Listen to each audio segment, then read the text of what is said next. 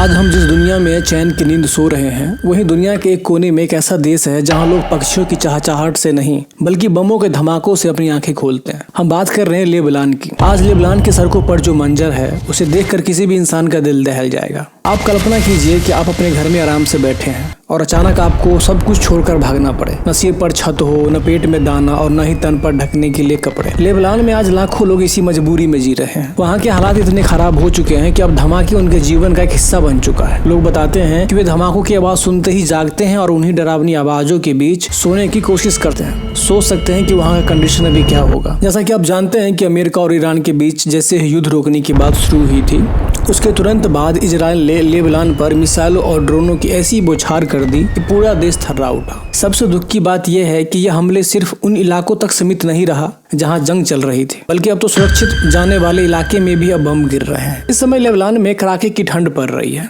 हम और आप तो एक कंबल कम होने पर परेशान हो जाते हैं, लेकिन वहाँ छोटे छोटे मासूम बच्चे और बुजुर्ग रात भर सड़कों पर ठिठुरने को मजबूर है। करीब 10 लाख से ज्यादा लोग अपना घर बार छोड़कर सड़कों पे आ गए हैं। सड़कों का नजारा बहुत ही अजीब और दर्दनाक है। एक तरफ जहां अमीर लोग अपनी आलीशान जिंदगी जी रहे हैं, वहीं दूसरी तरफ सड़कों के किनारे शरणार्थियों के कैंप लगे हुए हैं। इन लोगों के पास न खाने की रोटी है और न ही रहने को ठिकाना। लोग डरे हुए हैं, करे तो करे क्या। एक दूसरे को शक की निगाह से देख रहे हैं, क्योंकि उन्हें डर है कि कहीं उसके पास रहने वाला कोई इंसान उसकी मौत की वजह न बन जाए। अस्पतालों की हालत तो और भी ज्यादा खराब है। डॉक्टर नर्स बेबस नजर आ रही है। विश्व स्वास्थ्य संगठन यानी कि जो WHO है, उसने भी चेतावनी दी है कि अस्पतालों में दवाइयां खत्म होने वाली है। यहाँ तक कि इलाज करने वाली जनरल दवाई भी नहीं बची है, और अगर जल्द ही कोई मदद नहीं पहुंची तो मरने वालों का आंकड़ा बहुत ही तेजी से बढ़ सकता है। डायबिटीज जैसे बीमारियों के मरीजों के लिए तो आने वाला वक्त और भी भयानक होने वाला है, क्योंकि उनकी दवाई की सप्लाई पूरी तरह से ठप हो गई है। समुद्र के रास्ते बंद होने और लड़ाई की वजह से सामान लाने का खर्चा 3 गुना बढ़ गया है। जैसे आम जरूरत की चीजें भी आम लोगों की पहुंच से बाहर हो चुकी है। और अगर आप ये वीडियो इंडिया में रह के आप देख रहे हो ना,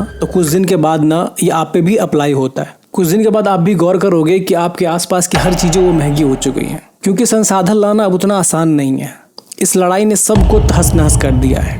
लेबनान के लोग अब थक चुके हैं। उनकी आंखों में अब सिर्फ डर और बेबसी दिखाई देती है। उन्हें समझ नहीं आ रहा कि उनकी गलती क्या है। वे बस इतना चाहते हैं कि धमाके रुक जाए और वहां एक बार फिर अपने घरों में चैन की सांस ले सके। लेकिन फिलहाल तो आसमान से मौतें बरस रही है और जमीन पर जिंदगी सिसक रही है। हमें सोचना होगा कि क्या युद्ध हर चीज का समाधान है? बिल्कुल भी नहीं है। क्या उन मासूम बच्चों की चीखें किसी को सुनाई नहीं दे रही, जो आज इस भीषण ठंड में खुले आम आसमान के नीचे सो रहे हैं, खाने के लिए मर रहे हैं? लेबनान आज मदद की गुहार लगा रहा है, एक ऐसी शांति की तलाश में है जो शायद अभी बहुत दूर है। लेबनान के आसमान में हर वक्त इजरायली ड्रोन उड़ते दिखाई देते हैं। उन ड्रोन की आवाज वहाँ के लोगों का जीवन का एक हिस्सा बन चुका है, एक ऐसा हिस्सा जिसे हर पल मौत का डर लगा रहता है। इस युद्ध ने सबसे गहरा घाव वहाँ के आम लोगों को ही दिया है। आंकड़े की माने तो करीब 10 लाख से ज्यादा लोग अपने घर को छोड़कर भागने को मजबूर हो चुके हैं। ये 10 लाख वो लोग हैं जिनका अपना हंसता खेलता परिवार था, अपना घर था, अपनी नौकरी थी, अपनी छत था। इस युद्ध ने सिर्फ जान नहीं ली, बल्कि पेट में भी लात मारा है। लेबनान में भूखमरी के हालात पैदा हो रहे हैं। समुद्री रास्ते जैसे कि होर्मुज़ स्ट्रेट, वहाँ इस जंग की वजह से सप्लाई रुक गई है। जो सामान पहले आसानी से आ जाता था, अब उसे लाने का खर्च 3 गुना बढ़ गया है। जब सप्लाई कम होती है और मांग ज्यादा, तो कीमतें अपने आप बढ़ जाती है। आज लेबनान में आम आदमी के लिए एक वक्त की रोटी जुटाना भी मुश्किल हो रहा है। दुकानों में सामान नहीं है, और अगर है भी तो उसकी कीमत बहुत ज्यादा है। लेबनान की यह कहानी हमें बताती है कि युद्ध कभी किसी का भला नहीं करता। जीत किसी की भी हो, हार हमेशा इंसानियत की ही होती है। वहाँ सड़कों पर सो रहे बच्चे, रोती हुई माँ और बेबस बुजुर्ग इस बात का सबूत है कि राजनीति और सत्ता की लड़ाई में आम आदमी को कितनी भारी कीमत चुकानी पड़ती है। हमें उम्मीद करनी चाहिए कि दुनिया के बड़े देश इसमें दखल दे